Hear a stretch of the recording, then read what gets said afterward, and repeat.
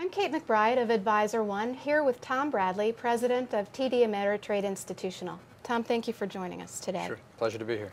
We just came from the Fiduciary panel discussion on the SEC's study on fiduciary issues. Why is it that extending the fiduciary standard to individual investors is so important? Well, Kate, I think what's really most important is that we increase investor protections, and I think that there's a general belief that the fiduciary standard is a higher standard and generally does a much better job of protecting investors versus the old kind of sales standard, which is often referred to as suitability, the suitability standard. You've been outspoken about this for, not outspoken, but you've spoken about this for a long time. What is it about having a fiduciary standard that extends to all advisors? What does that mean to investors?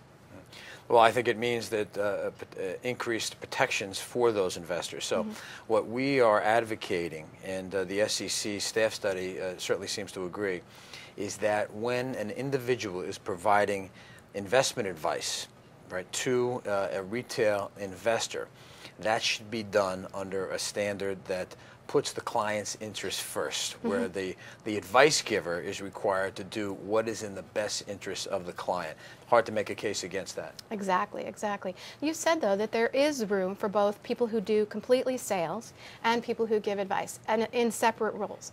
How do you envision that happening? I mean, is that sort of like back to where we were before the roles became more blended? Well, I think maybe what it is it's the way it was supposed to be. I think where things went wrong is when you had sales folks governed by the Securities Act of '34, and then you had the advice givers governed under the Investment Advisors Act of '40. I think when the sales folks started to provide more advisor-like services without registering as advisors, in my view, that's where things went wrong. And I think you need to separate those two.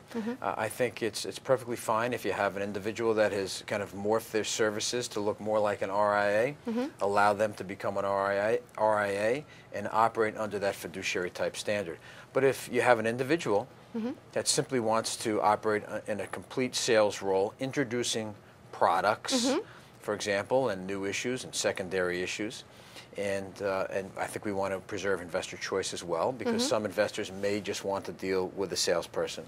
I think that's perfectly fine, but you have to separate the two. That's what's important. So when you say separate the two, do you mean titles and making sure that the relationship is known from the very beginning, that it's a sales relationship or it's an advice relationship and that doesn't meet in the middle? That's correct. Basically. Oh, very right. There's a clear line, and on this side of the line you have pure sales, on this side of the line you have advice. We need to set up clear rules and regulations around when you cross that line. So today, for example, on the sales side, you have what can be called incidental advice. I think that needs to be eliminated. Advice is advice, sales is sales. Leave them under the two different sets of rules and regulations. And there's room for everybody.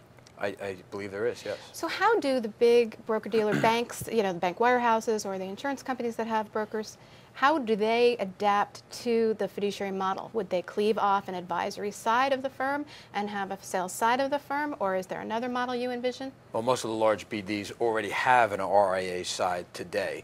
In fact, many of the brokers are duly registered and operating and providing fee-based advice type services under that RIA. So I think that is absolutely what would have to occur. And then I think you'd have to have just a completely separate role for the sales folks.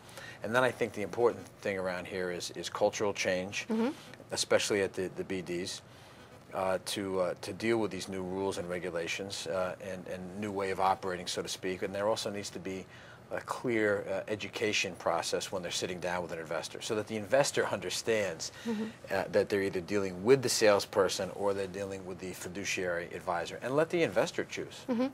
People who want to be fiduciary advisors may need different training than the training that they had to be salespeople.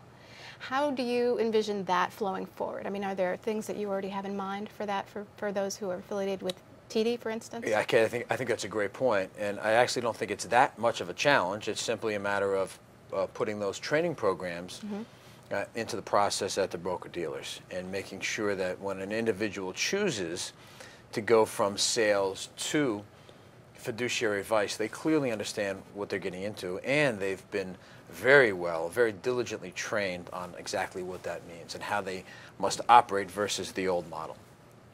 Let's shift gears for a minute to the SEC's just released other study on who should supervise investment advisors. Everybody agrees that there isn't enough firepower at the SEC now or funding now for them to examine investment advisors frequently enough. So everybody agrees that needs to change. How, you've been outspoken because you've been surveying your RIA constituents. How have they come out on this? Well, over 50% of the RIAs are saying that we'd prefer just to stick with the SEC and or the states. 40-some-odd% generally feel an SRO. They're a little bit all over the map in terms of who that SRO should be, whether we start from scratch or we go with an existing one such as FINRA, for example.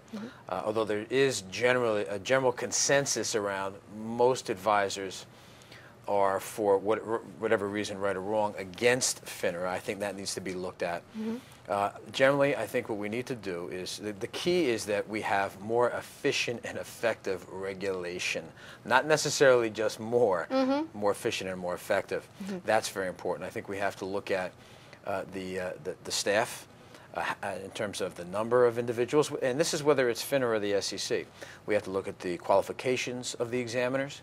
We have to look at the training programs of the examiners, and we have to make sure that when they conduct an examination, it is as efficient and effective as possible, so that we're looking for especially the big red or even yellow flags within an organization. So all of this with an eye to investor protection. Correct. Tom Bradley, President of TD Ameritrade Institutional, thank you so much for being here. For AdvisorOne, I'm Kate McBride.